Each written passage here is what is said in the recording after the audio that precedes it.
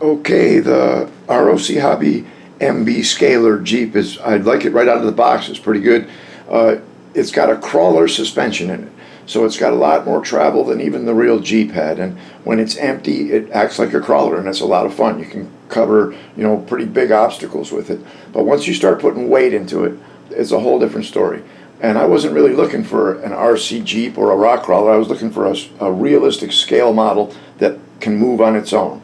And so once I put this stuff in, even with just a driver, the suspension is so soft, it'll lean to one side, even with the preload all the way down. Right now, it's sitting right down on the stops with what's in it now. But we're going to fix that. We're going to give it a ride height more like the SAS Jeep. And this one with the other springs in it, it actually acts like it's supposed to. You push down, it comes back up. And the ride height is good, so we're going to do that here. Now this is so ridiculously easy, I'm not even going to take out the stowage. Okay, all you do is lift up the body, take the rod that comes with the Jeep, put it into place. Now I know my hands are going to get in the way a lot for this, so I'm going to show you everything that I'm going to do, and after that you probably wouldn't even need to watch the rest of the video. I'm going to change this spring, just this side, and then I'll do the other side off camera and take it outside and get some action of it running. Alright, now this is, like I say, this is really simple. I'm going to remove this flathead cap screw right here. I've already raised the preload ring all the way to the top just by turning it up. That whole section there is threaded. You can easily push down on the spring while you're doing it, and that makes it a lot easier to turn the preload ring. The thing to remember is that there's oil in there, and you don't want any of that to spill out.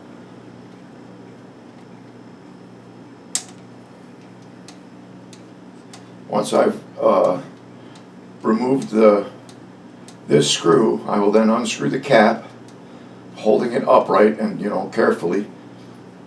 I'll lift the preload ring off the last few turns and get it out of the way, and then the springs are just a straight swap, and then we put everything back together. So now you can see I've got this whole shock assembly is out. Now I'm going to just leave that on there. I'm going to just turn the cap off.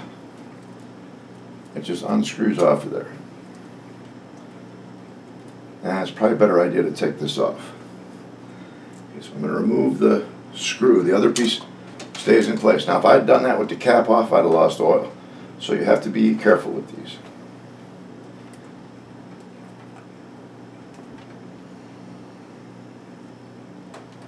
I don't like the way that's leaning over like that. Anyway, see, I'm turning the preload spring, I'm not turning the cap.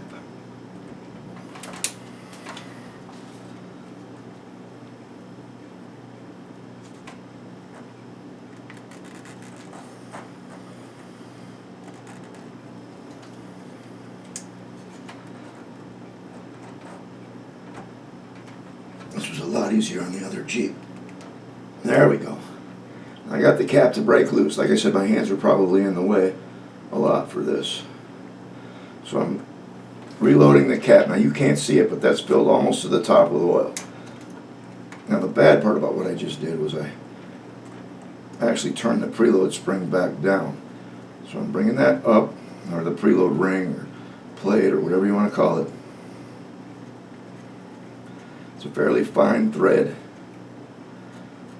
so it takes a while to get it back to. This is why I brought it to the top first. But then, like a dummy, when I was trying to loosen the cap, I screwed the preload ring back down. Now,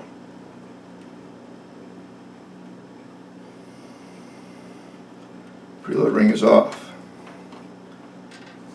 Carefully, I'm going to release the spring, the stock spring, and it just comes right up and off. I then replace it with the Traxxas spring, which actually sits down low enough that it's not in the way. I got to put the preload ring back on. It goes on in a specific way. It's got a step. You want that step down so it acts like a spring perch. So I'm going to screw this down enough to get the cap back on. sure my hands are probably completely in the way and you can't see anything I'm doing. Okay, now I've got the new spring on. I've got the preload ring back down. Now I put the cap on.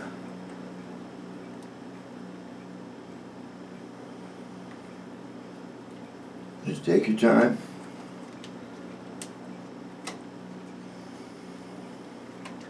I keep pushing that spring down so I can get a grip. Now I got the cap. Hold on, I got to make sure it's not. No, it's not hitting on the preload ring. So the cap is all the way back down, nice and tight. Now I can breathe easy because it won't spill. Now you want to push the spring down. I'm going to run the preload all the way down on this and just start cranking that preload ring down the shock.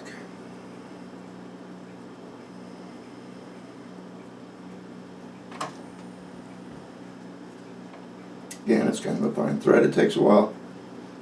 I can do the rest of that later. I want to get it down though at least enough so that it rests on the spring. It helps a lot if you push the spring down and grip the body of the shock. And then you just turn it and turn it and turn it and turn it some more and keep turning it and turn a little more after that. Still got a ways to go.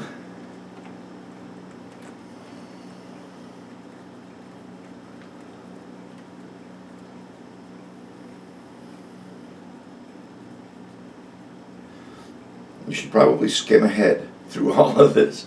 And I probably should have said that about 2 minutes ago. Alright, now I'm down sufficiently. And I'm just going to lift up on the shock, or the frame rather. I'm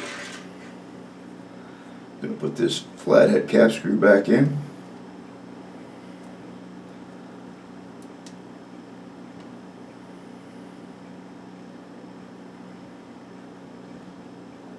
Carefully get it started.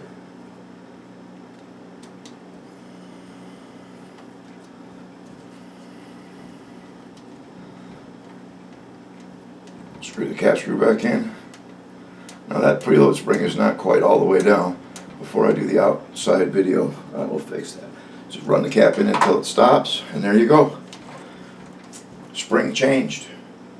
Like I said, I still have to. I probably got about. I just got a few more threads. Okay. All right, now the preload ring is all the way down. Make sure the spring is sitting on it on that little step. And there you go. We're ready to rock and roll. That was it. As long as I got it up. In case anybody was wondering, these are the batteries that I'm using. They're 1,000 milliamp hours. I get them. These are Zippies. I get them from Hobby King. They're ridiculously cheap, like 12 bucks. But this is a 3-cell. I got a couple of them. They work great. They don't take up a whole lot of space. So in the SAS Jeep, I've also got the sound card mounted right there. And with that battery, there's plenty of room. So that's what you do to fix that suspension.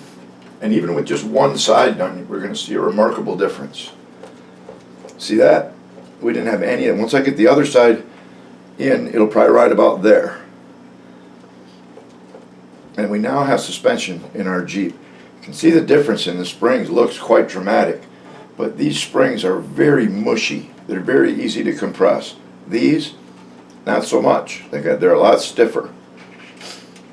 And the springs, you can get them online for about $5, okay? But if you have a local hobby shop that does crawlers, I would recommend that you go there, because I keep preaching about how we got to support our local hobby shops.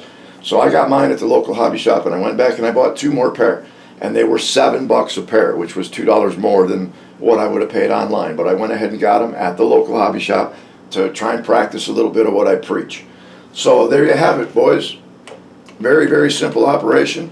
Makes a world of difference. And if you saw the SAS Jeep outside, you saw how well that performs. And we'll get this one outside, and I'll show you this one too. I got to turn it around and change the other spring, and then I'll take it outside and get some more video. So we'll see you next time.